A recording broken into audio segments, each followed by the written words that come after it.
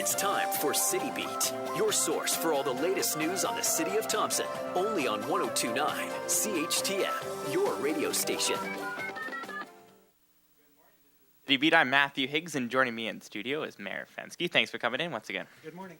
If you have a question you'd like to ask, try to give us a call at 677-8181. Finance Minister Cameron Friesen came up for the pre-budget consultation this week to talk about to organizations, businesses, the city, and some citizens of what the 2017 budget will look like. What are your concerns you brought up to the minister, and what was your takeaway from the whole consultation? Well, I think the consultation was a good idea. It was nice to see that not only the government but the opposition and NEP were there as well, or Liberals were there as well, Dr. John Gerard. So it was a good committee to speak to, as well as MLA Kelly Bindle. So far, process-wise, quite impressed. I think we had 8 presenters, and then we had questions from the general public as well. Issues that we raised, basically the per capita funding, the formulas, Thompson being a hub, regional hub. We're looking at additional funding or a different formula to recognize regional hubs within the province. There was questions in regards to the Port of Churchill and the Bayline operations, the red tape, and they've already initiated some red tape reviews, so we're looking at that. So overall, I think everybody had some good questions. It was a good question and answer period, and we look forward to seeing the results. A topic that was brought up was quite a essential skill programs and how a lot of businesses really want that for the community. What are your thoughts about that? Absolutely.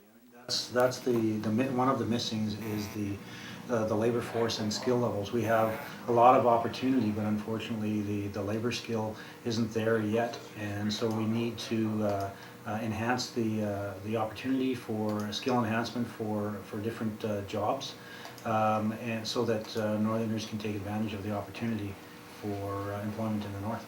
And this was the first pre-budget consultation that came up here? For Thompson, I think this was the 4th of the consultations they're doing, and this was the first one in Thompson. Okay. A few special meetings taking place. One was on Monday, and one is tomorrow. Explain the 2 special meetings and what they're going to take care of. The special meeting, the last one, had to do with the resolution for a grant application, and just timing-wise, it fell in between the regular meetings. So through the Municipal Act, you have to serve 48 hours notice to call a special meeting, so that was done. This upcoming meeting, councillors also have the opportunity, and if 2 or more councillors request a special meeting, then I, as the mayor, have to call that meeting. So that meeting's been called tomorrow for 1:30 at City Hall, and it's open to the public, and that's to discuss an economic development issue regarding the mining conference in Winnipeg. Okay.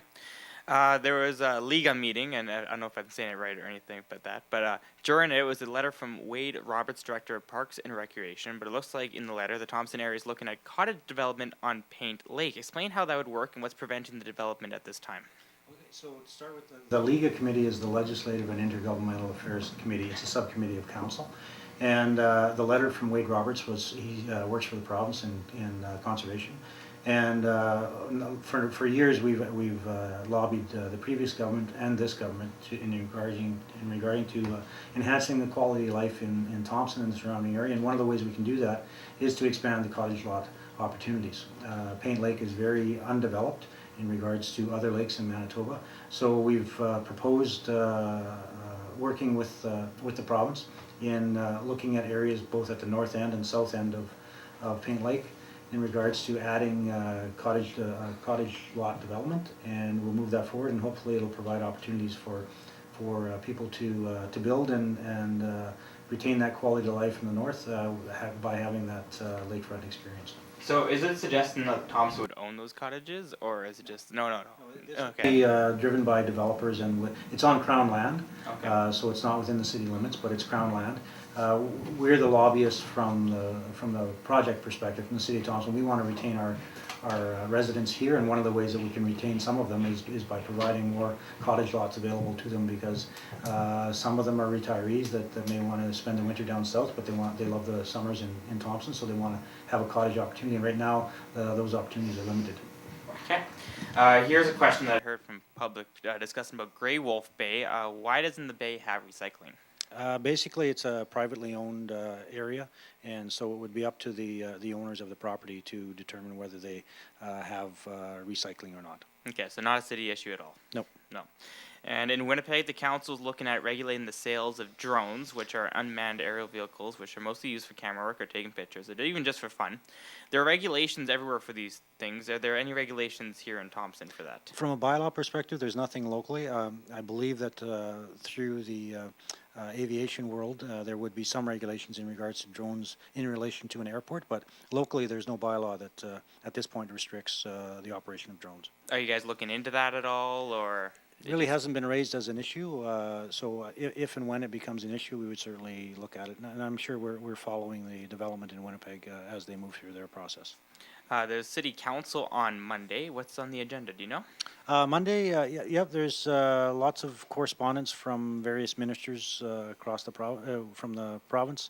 We have the Liga report and also some resolutions in regards to changing a zoning from residential to Parks and Rec, and so we'll see what else comes in before the agenda is set by the end of the day today.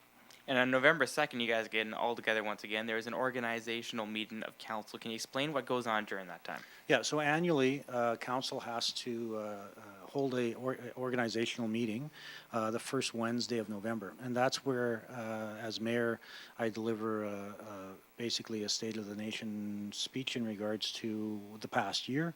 Then we move into, the mayor determines the chairs of the 8 subcommittees that we have of council.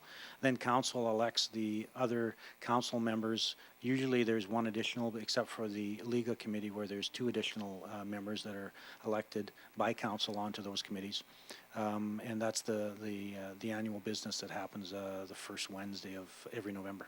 Is deputy mayor chosen too? Yes, the mayor names the deputy mayor at that time as well. Could it be the same person, or? It can be, yep. So we'll determine that on Wednesday evening. Currently it's Kathy Valentino, and previous to that it was Penny Byer. So we'll see where it comes out on Wednesday. Since you're the one choosing it, can you give us a little tip beforehand? Nope. No one's listening. I swear. You could tell us. That's okay. Are you going to be volunteering in the community at all this winter for like Christmas things like Operation Red Nose? I've done Red Nose in the past, so this year, if I'm here for New Year's, I'll probably pick it up again. My wife and I enjoyed it the last time we did it. It was lots of fun. Encourage everyone to volunteer early on that particular one, because it's a very important program to run in Thompson.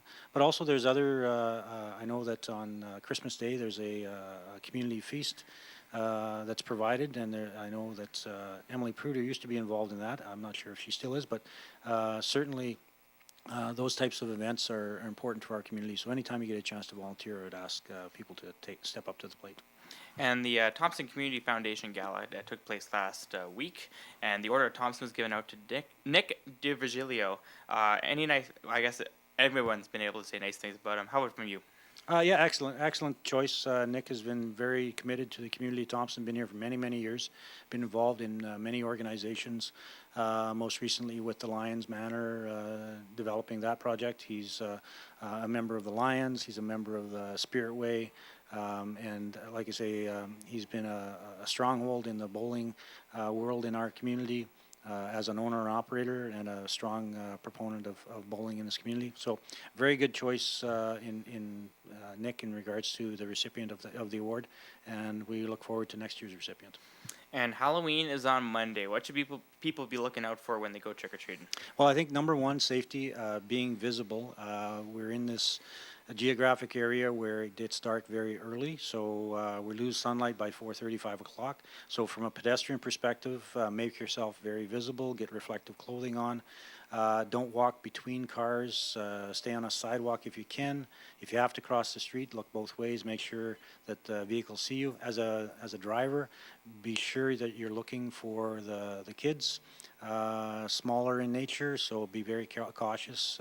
Some of them are excited about the evening's events and may not be paying attention as they walk along the street on the sidewalks or crosswalks. So be aware of the kids, and make yourself visible as well as a vehicle. Keep your eyes peeled for people crossing the street where they shouldn't be, because ultimately in those types of collisions the pedestrian loses. Are you dressing up as anything for Halloween? I think I'll dress up as a mayor. Mayor? Yeah, I guess it's a city council, which allows me for my question: am I allowed to bring a costume to city council? Absolutely. Will I lose respect from the council if I do? Absolutely not. Okay, awesome. Well, then I'm going to come as Harley Quinn or something like that. Something Perfect. good. That's it for this edition of City Beat. Make sure to join us every Thursday at 11:30 to find out what's happening around the city and City Hall. For 1029 CHTM, I'm Matthew Higgs. City Beat will be back next Thursday morning.